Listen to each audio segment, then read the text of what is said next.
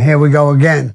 You ready for some questions? How was your weekend? What'd you do? My weekend was, I did all kinds of different things. Some of them I could explain, some of them I can't.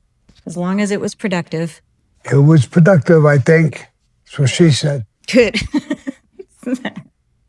Okay, let's jump into some questions from last week. I have Nick N, who says, Sammy, did you have post-commission meetings with John immediately afterwards about things that were said? You said that Chin made some unusual remarks to John about Junior getting made. What did you and John say to each other about that? John had told Chin, did you hear that my son got made? And he looked at him, and Chin just said things. I mean, he didn't hold back. He said, I'm sorry to hear that. John looked at me. I shrugged my shoulders like this. It's like, that's him, bro. That's the way he talks. Okay, what about post-commission meetings with John, like immediately afterwards? Did you and John get together and have your own meeting after that about things that were said during the commission meetings? Yeah, of course. Of course. Sometimes we talked about what was said, what their opinion was. Just like that remark with Chin. He said, what did he mean? I said, I don't know, bro. He wasn't happy about your son being made. And he said, I was sorry to hear about that. And that's just the way he talks, bro. You know, he don't give a shit. He just talks. He says things. He don't care how you feel about it. And so, yes, we did have some, meetings after a commission meeting just to go over what was said, what was done. Thou Art of War 0724 asks, was the Mafia cool with black people? Obviously, blacks couldn't be made, but could they be associates? There was a lot of black associates, especially when you're going back, especially in the drug business. The numbers business, yes, there was a lot of affiliates who were black. Some of the famous black guys were in the heroin business back in the day, and they were hooked up with, Mafia guys, dealing back and forth. And yeah, there was a lot of transactions.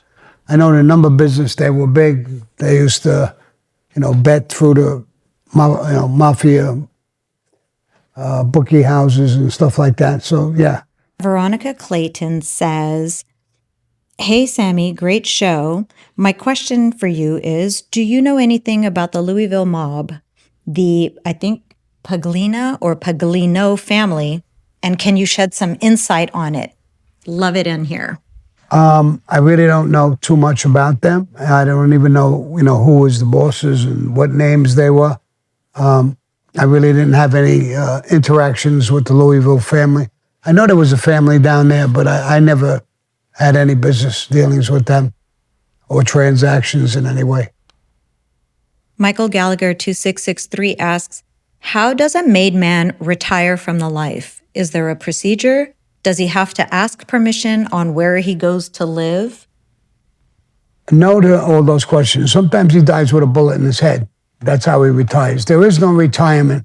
Sometimes if you're really sick and you're just, you're more or less out of the life. But they don't come in and say, I'm going to retire this week. Where's my pension check or anything like that? You can't retire. If you're sick and you're out of the life, nobody's going to call you. Nobody's going to bother with you. They may come and see you as a friend. They could even ask you for a favor or tell you to do something. So there's no actual retirement. But some guys get so old and, worn out. Younger guys take over through the years. That's the way it retires. Some of them stay in clubs until in their 80s and 90s and whatever. So there's no actual retirement, like any kind of retirement plan, like a business or a company or anything like that. Eddie Secco 166 says, when a made guy gets hit, how is his family handled? I remember scenes like that in The Godfather.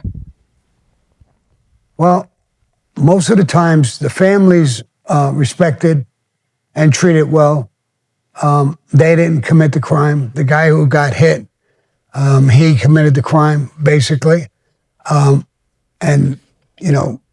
we respect the families. You're supposed to have respect for the families, and we do. We get to know them anyway. They're not part of the life, but we treat them really good.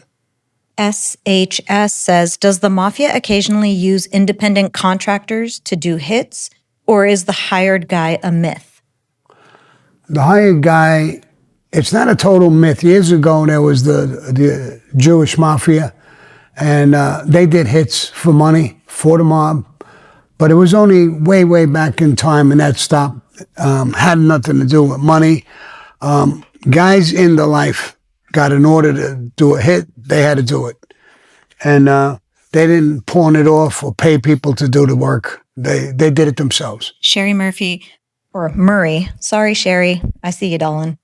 How active were you in Atlantic City with Gotti before the 1990 takedown? And then she says, she goes, I hope I got the year right. Yeah, I doubt it, but I wasn't really. I would go there to gamble and hang out a little bit. I was very friendly with Nicky Scarfo, Philly and Eddie, his underboss, his nephew, and quite a few guys there. I did a piece of work, the Johnny Keys hit in their war. I was well known there, but I went socially, went to gamble, went there with friends, hung out. I really didn't go there to do business too much. I did have a few hits in Philadelphia, so I got to know a lot of them. But I went there one year. I went there, I think. I forgot if it was a Mike Tyson fight. I went with John, and I think it was a Mike Tyson fight. And we went to the fight. We went to the casino a little bit. John loved gambling, so I don't know how many times he went there to actually gamble. He was more betting on sports and horses and stuff like that. Cockroaches running up a wall he'd bet on. But I don't think too many times. But that's what I went there. I socialized in Atlantic City. It was about an hour and change, almost an hour and a half up to get there from my home. So I went on occasion. But, we didn't have too much to do in Atlantic City. That really belonged to the Philly mob. Okay, great. Before I read the next question, I just want to remind everybody in the chats, everybody, please be respectful of everybody in the chat.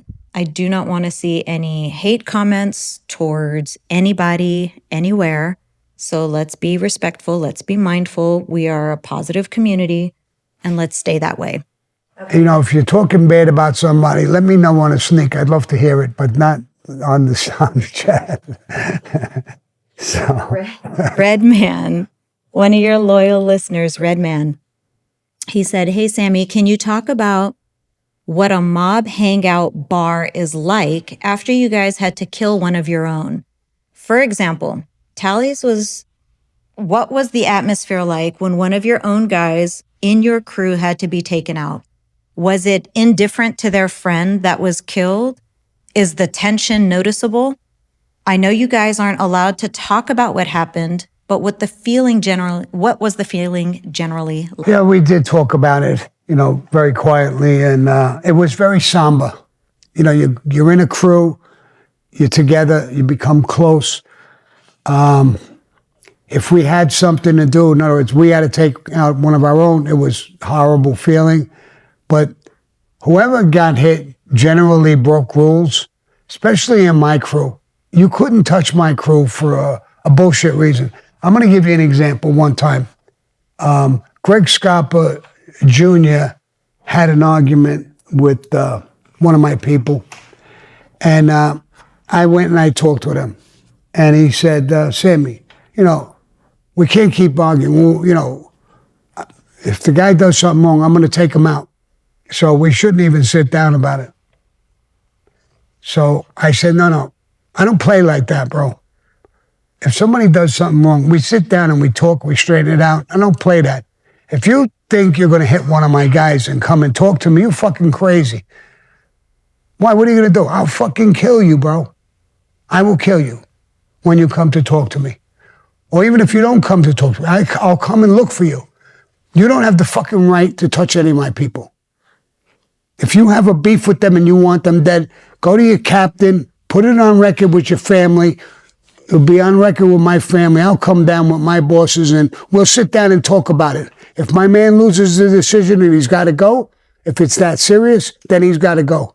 But if not, I'm not playing no fucking games. You don't ever dare fucking kill somebody in my crew.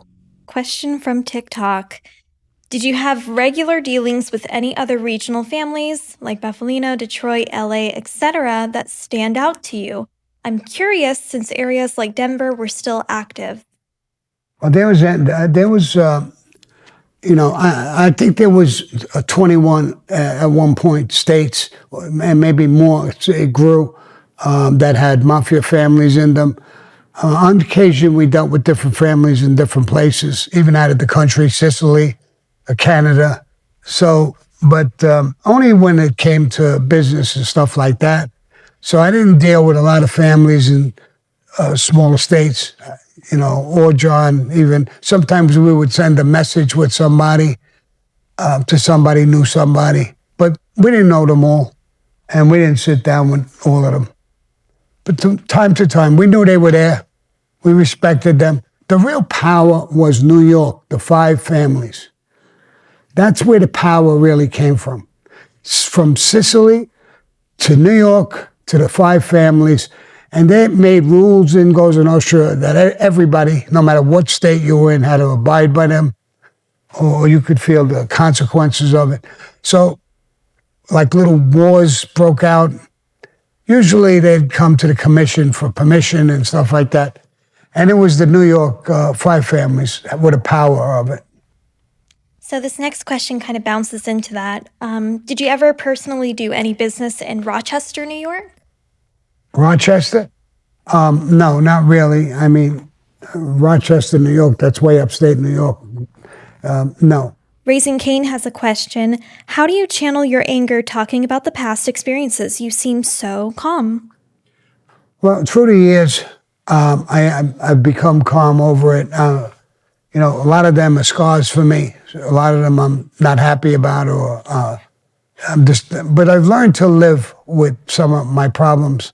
I did over 22 years in prisons. I'm not happy about it, but I learned to live with it. And you learn to live with everything in the life. Some things come unexpected, shock you, but you learn to live with it. I've been out of the life for a long time. I go back and talk about my history in the Mafia a lot. And it's not. Sometimes it's a good thing, sometimes it's not. So, Kiss My Biscuits is back in our chat. She says, Sammy, I want to be a hit woman. Sign me up. I kind of like that. I watch a lot of, not Mafia movies, but I watch Mafia movies, but I watch a lot of movies where the women are hit women and stuff like that. And I enjoy watching them. There's one now, Blind Spot. It's on Netflix. I've been watching that. She's all tattooed from head to toe, and she lost her memory, and she's a hit woman, and she's tough as a bastard. I enjoy watching those movies. So, what's her name again? Kiss My Biscuits. Kiss My Biscuit. All right, it's a good name, but Kiss My Biscuit. Good luck. Shoot straight. Mel would like to know, did you ever know Steven Malero? He was out of the Chicago outfit. No, name don't ring a bell. I didn't have too many relationships in Chicago. I know a few. I knew the names of some of them, but I didn't have many relationships with the Chicago family. I was basically New York. And Tell It Like It Is Guy from Canada. He says, Bronx Tale is the best mob movie. Oh, Bronx Tale. Bronx Tale was a good movie. I don't think it was one of the best ones, but it was a great movie. I enjoyed it. Bill would like to know, did you ever have any dealings with any of the families in Hamilton, Ontario? No. What is on your necklace, Sammy? Somebody gave me this here, a friend of mine, and it's St. Michael the Protector. And he sent it to me, gave it to me, and I've been wearing it. I wear it all the time, go to bed, take a shower. It's always on my neck. So, but a friend gave it to me, sent it to me. Mr. Gravano, do you think that the world today needs the discipline and values from back then? Yeah, we need a lot of values today. I watch the news every day to catch up on what's going on, what Trump is doing, what the Democrats are doing, everybody, what they're doing. And, the country and everything has changed so much. Everything has changed. Society, the Mafia, different countries at war, fighting with each other. I love following Trump because a lot of times I get a laugh at him. He's a funny guy. It's in a certain way. And, but he's really, really smart. He's a business guy. He's doing great things. He just closed the deal with Europe. That's amazing. I didn't think he would close it. He would be able to do it. They're saying he closed the deal, and the European guys are loving it. He closed the deal with Japan. I mean, he's doing tremendous things when you think about it. And you think about it, he's only in 6 months. He closed down the border. He's stopping some fentanyl and drugs coming in. He's getting rid of people who just came into the country, 20-something million people under Biden. And now there's all kinds of shit going on. Obama, I think, is in trouble. It looks like, he's put a staff around him. People said he didn't like women. Everybody around is a woman and intelligent, pretty intelligent. And they're doing a phenomenal job, it looks like to me. And I think heads are going to roll down the future. I think they're going to get caught. This is why they don't want him as the president. He's going to stop crime, their crime. And that's why they tried to kill him twice. But they can't stop him. He's like a steam engine. And he's my age. I mean, I go to sleep at night. This guy, he's fighting wars at night. He don't go to bed. He's fighting wars. He might sleep for 5 minutes. They roll him over. Another war broke out. Get up. Give me some bombs. And he fights. He's bringing back respect to the country. I think we should all like that. We're respected all over the world again. Everybody's talking to us. Everybody wants to do business with us. That's a big difference. He's, changing it back to a much better place, I think. Okay, I have a couple of questions. Actually, let me do your super chats because we got a couple of super chats that just came in for you. G. Junior Ramirez says, "Hello, Sammy. Hope all is well with you. You think you can tell us about Johnny Keys? Every time I listen to that episode, I can imagine it." Well, I could tell you this. I'm booked into a movie for that to come out. I can't wait for the movie. I think it's going to be a great, great movie. I became very friendly with Nick Pileggi. He's going to be the writer. The first time he called me, which is 4 or 5 years ago, he heard it, and he said I had company. When my company left, I made a cup of coffee. I had to listen to it again. He said a week later, I had to listen to it again. And then he got in touch with me. He says, I got to do this movie, Sammy. This movie's going to be a movie that like nobody's ever seen before. Your stories are unbelievable. So I can't wait for that to happen. Someday I'll be sitting in my living room watching Johnny Keys' movie. I think I'm going to be blown away. I wonder who's going to play me. Those are the big questions I have. Nick Pileggi's, I think, one of the greatest writers in the country. So I'm not concerned with how he's writing it. And he likes a lot of truth in a story, which I like. Those are things not that I worry about it, but I think about who's going to play me. It's a younger me, first of all, because I did this hit a long time ago. So it's got to be somebody who looks a little bit like me. Brad Pitt? No. I'm only kidding. Brad Pitt can't play me. But I would love for Cillian Murphy or Tom Hardy. I think they could play me. Not because they look like me, but they can melt into the part. They can play anybody. That's how good of actors they are. So that's what I mean by it. Not that I'm comparing them as looks and stuff like that, but I love them as actors. But I have no control over that. Amy Duncan wants to know, Miss Maxwell and our government letting her out. Sick, evil folks. What are your thoughts on that? I'm going to do a bullpen episode on it. I've been following it very close. People have been asking me questions. I know how the process works. She's buried. She'll never get out. Okay, let's jump back into super chats. El Frago, no question or comment, just a kick up to you. Thank you, Alfaro. Steve Jackson asks, would you say each family had its own personality? From your stories, it seems the Gambinos were more business-minded. The Colombos were quicker to violence. For example, if so, how would you describe the other three families? Well, the Lucchese family, when it was under a gas pipe, he was the underboss. It was extremely violent. The Genovese family, Chin was tough and violent, but not extremely.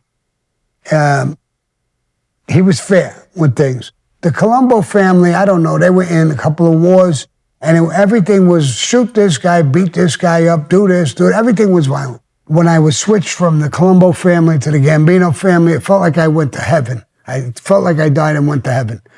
They could order you hit. I was ordered to do hits under that family as well.